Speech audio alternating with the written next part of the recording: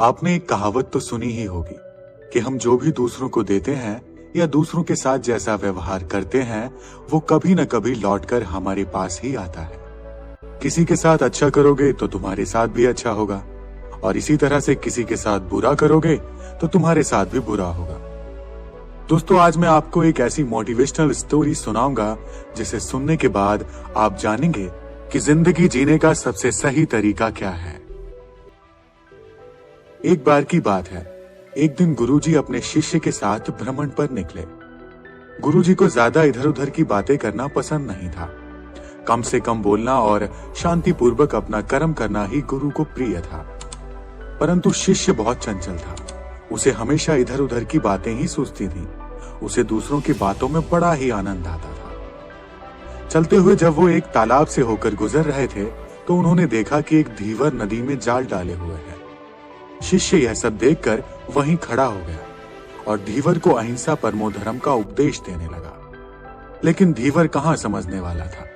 पहले उसने टाल मटोल करनी चाहिए और बात जब बहुत बढ़ गई तो शिष्य और धीवर के बीच झगड़ा शुरू हो गया। यह झगड़ा देख जो गुरुजी उस शिष्य से बहुत आगे निकल गए थे वो मुड़कर वापस आए। उस धीवर और शिष्य के बीच के झगड़े को सुलझाया और शिष्य को अपने साथ चलने के लिए कहा और शिष्य का हाथ पकड़कर वहां से चले गए। गुरुजी ने अपने शिष्य से कहा, बेटा, हम जैसे साधुओं का काम सिर्फ समझाना है।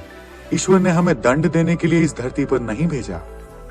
शिष्य ने पूछा, महाराज को ना तो बहुत से दंडों के बारे में पता है और ना ही हमारे राज्य के राजा बहुतों को दंड देते हैं, तो आखिर इसको दंड देगा कौन?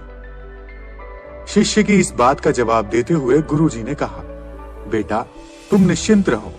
इसे भी दंड देने वाली एक अलौकिक शक्ति इस दुनिया में मौजूद है जिसकी पहुंच हर जगह है। ईश्वर की दृष्टि हर तरफ है और वो सब जगह पहुंच जाते हैं। इसलिए अभी तुम यहां से चलो। तुम्हारा इस झगड़े में पड़ना गलत होगा, इसलिए इस बात से दूर रहो। शिष्य गुरुजी की बात सुनकर संतुष्ट हो गया और उनके साथ आगे बढ़ गया। इस बात को ठीक 2 वर्ष ही बीते थे कि एक दिन गुरुजी और शिष्य दोनों उसी तालाब से होकर गुजर रहे थे।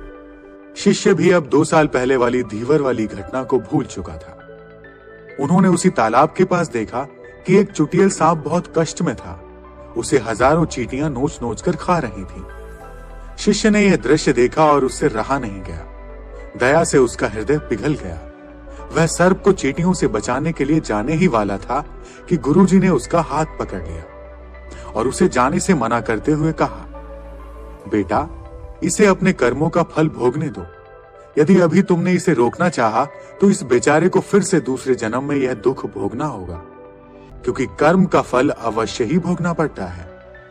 शिष्य ने गुरुजी से पूछा, गुरुजी, इसने कौन से कर्म किए हैं जो इस दुर्दशा में यह फंसा है? गुरुजी बोले, यह वही धीवर है जिसे तुम पिछले वर्ष इसी स्थान पर मछली न मारने का उपदेश दे रहे थे और वह तुम्हारे साथ लड़ने के लिए आग बबूला हुआ जा रहा था। और ये चींटियां वही मछलियां हैं जो इसे नोच नोच कर खा रही हैं। यह सुनते ही बड़े आश्चर्य से शिष्य ने कहा, गुरुजी, यह तो बड़ा ही विचित्र न्याय है। गुरुजी ने कहा, बेटा, इसी लोक में नर्क स्वर्ग के सारे दृश्य मौजूद हैं। हर क्षण तुम्हें ईश्वर के न्याय के नमूने देखने को मिल सकते हैं। चाहे तुम्हारे कर्म शुभ हो या अशुभ, उसका फल तुम्हें भोगना ही पड़ता है। इसलिए वेद में भगवान श्री कृष्ण ने उपदेश देते हुए कहा है, अपने किए कर्म को हमेशा याद रखो। यह विचारते रहो कि तुमने क्या किया है, क्योंकि यही सच है कि तुमको एक दिन अपने कर्म भोगने पड़ेंगे। जीवन का हर क्षण कीमती है, इसलिए इसे बुरे कर्म के साथ व्यर्थ जाने मत दो। अपने खाते में हमेशा अच्छे कर्म की बढ़ोतरी करो, क्योंकि तुम्हारे अच्छे कर्मों का परिणाम बहुत सुखद रूप से मिलेगा। इसका उल्टा भी उतना ही सही है। तुम्हारे बुरे कर्मों का फल भी एक दिन बुरे तरीके से भुगतना पड़ेगा। इसलिए अपने कर्मों पर ध्यान दो, क्योंकि वो ईश्वर हमेशा न्याय ही करता है। अब शिष्य गुरुजी की बात स्पष्ट रूप से समझ चुका था। दोस्तों, हम चाहे इस बात पर विश्वास करें या ना करें, लेकिन यह 100% सच है। ईश्वर हमेशा सही न्याय करते हैं और उनके न्याय करने का सीधा संबंध हमारे अपने कर्मों से है। यदि हमने अपने जीवन में बहुत अच्छे कर्म किए हैं या अच्छे कर्म कर रहे हैं तो उसी के अनुरूप ईश्वर हमारे साथ न्याय करेंगे। यह जीवन हमें इसलिए मिला है ताकि हम कुछ ऐसे कार्य करें जिसको देखकर ईश्वर की आंखों में हमारे प्रति प्रेम झलक उठे। जैसे पका हुआ आम कभी कड़वा नहीं हो सकता, सदैव मीठा रहता है, इसी तरह अच्छे कर्म करने पर भी हमेशा जीवन सुखदायी होता है। इसलिए हमें सर्वदा अच्छे कर्म, श्रेष्ठ कर्म, जिसमें आत्मा को सुख मिले, आत्मा की मुक्ति हो और सर्वजन के लिए हितकारी हो, ऐसे श्रेष्ठ कर्म सदैव करने चाहिए। इसी बात को कर्म योगी श्री कृष्ण कहते हैं कि कर्म करते जाओ, फल की इच्छा मत करो। अच्छे बुरे कर्मों का फल तुम्हें स्वयं ही मिलेगा। इसी बात को भगवान बुद्ध कहते हैं कि अच्छे कर्मों का परिणाम हमेशा अच्छा होता है और बुरे कर्मों का परिणाम बुरा ही होता है।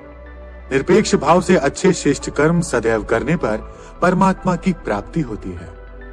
जीवन की यही रीत है, जैसा बोओगे वैसा पाओगे।